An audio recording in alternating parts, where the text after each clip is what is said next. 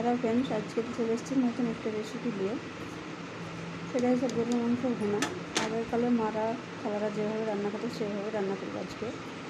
গরম মশলা, তেজপাতা, পরিমাণ মতন পেঁয়াজ কুচি, আদা রসুন পেস্ট, জিরে দিয়ে, হলুদ গুঁড়ো, লবণ, ধনিয়া গুঁড়ো, লঙ্কা গুঁড়ো, পরিমাণ মতন সর্ষের তেল দিয়ে ভালো মতন এখন মেখে নেবো। হাত দিয়ে মেরামত করে নেবো নেড়ে ছেড়ে।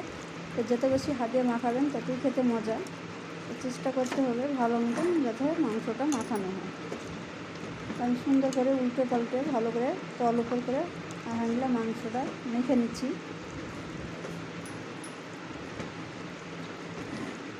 এদিকে ভালো করে মাখানো হয়ে গেছে। এখন আমি চুলের আঁচটা ধরে দেবো।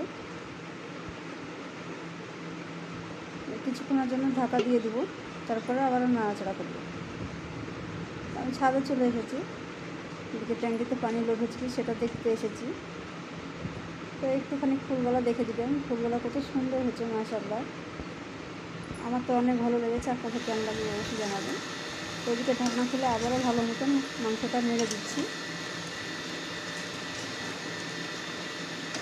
যত বেশি কষাবেন তত খেতে মজা।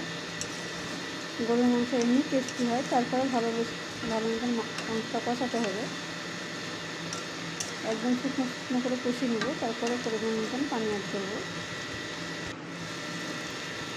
আমার শুকনো শুকনো করে কষানো হয়ে গেছে, তারপরে পানি অ্যাড করছি পরিমাণ মতন ঝোল দেওয়ার জন্য।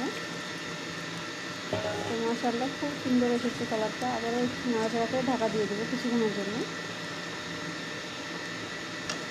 যেহেতু গরুর মাংস একটু সিদ্ধ হতে বেশি সময় লাগে, আবারও ঢাকা দিয়ে দেবো। আমার এদিকে রান্নাটা হয়েছে। ভালো লাগলে লাইক কমেন্ট শেয়ার করে দেবেন বেশি বেশি করে।